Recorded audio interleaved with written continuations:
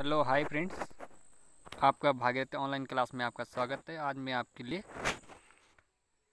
टिहरी इतिहास के कुछ महत्वपूर्ण बिंदु और जो 1947 तक कार्यकाल रहा है जो इन प्रकार से है।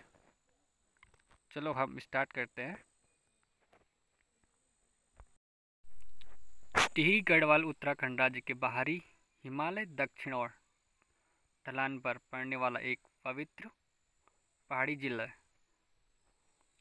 कहा जाता है कि इस ब्रह्मांड की रचना से पूर्व भगवान ब्रह्म ने इस पवित्र भूमि पर तपस्या की थी। इस जिले में पड़ने वाले दो स्थान मुनिकीरेती एवं तपोवन प्राचीन काल में ऋषियों की तपस्या स्थली थी। यहाँ के पर्वतीय इलाके एवं संचार के साधनों की कमी के कारण यहाँ की संस्कृति अभी तक संरक्षित है। टिहरी गढ़वाल का नाम दो शब्द टिहरी एवं गढ़वाल से मिलकर बना है, जिसे हम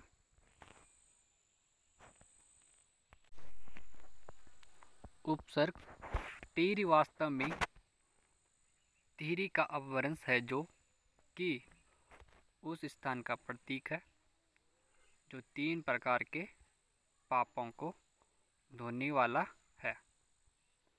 ये 3 पाप कर्म है। जो फर्स्ट है विचारों से उत्पन्न पाप मानस, सेकंड है शब्दों से उत्पन्न पाप वचस, तीसरा है कर्मों से उत्पन्न पाप कर्माण। इसी प्रकार दूसरे भाग गढ़ का अर्थ है देश का किला। वास्तव में पुराने दिनों में किलों की संख्या के कब्जे को उनके शासक की समृद्धि और शक्ति को मापने वाली छड़ी माना जाता।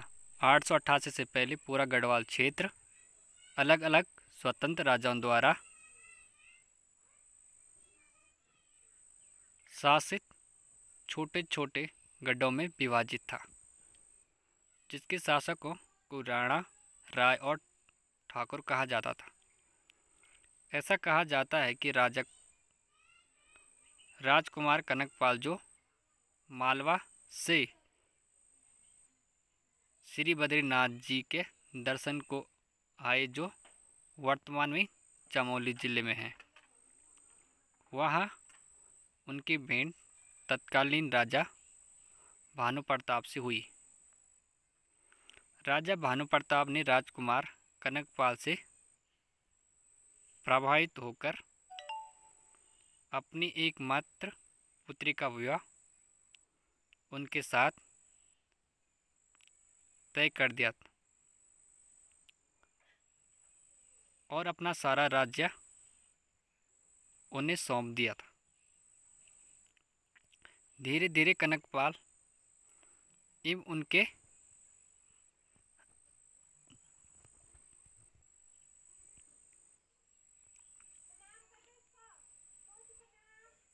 उनके वंशज ने सारे गढ़ों पर विजय प्राप्त कर साम्राज्य का विस्तार किया। इस प्रकार 1803 तक अर्थात 915 सालों तक समस्त गढ़वाल क्षेत्र उनके अधीन रहा था। 1794 से 95 के दौरान गढ़वाल क्षेत्र गंभीर अकाल से ग्रस्त रहा था। पुनः 1883 में यह क्षेत्र भयानक भूकंप से ग्रस्त हो गया था। तब तक गोरखों ने इस क्षेत्र पर आक्रमण करना शुरू कर दिया था और इसी क्षेत्र पर उनका प्रभाव की जो शुरुआत हुई, इस क्षेत्र के लोगों से पहले ही प्रकृति आपदाओं से ग्रस्त होकर दुर्भाग्यपूर्ण स्थिति में थे और इस कारणवश वे गोरखों के आक्रमण का विरोध नहीं कर सके।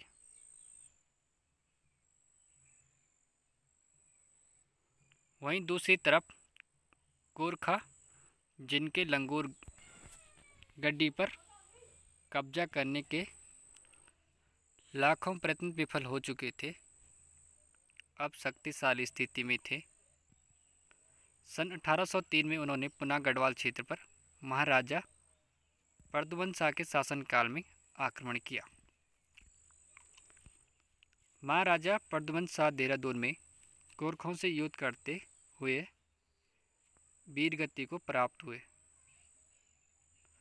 परंतु उनके एकमात्र नाबालिग पुत्र सुदर्शन शाह को उनके विश्वास पात्र राज दरबारियों ने चालाकी से बचा लिया। इस लड़ाई के पश्चात गोरखों की विजय के साथ ही उनका अधिराज्य गढ़वाल क्षेत्र में स्थापित हुआ। इसके पश्चात उनका राज्य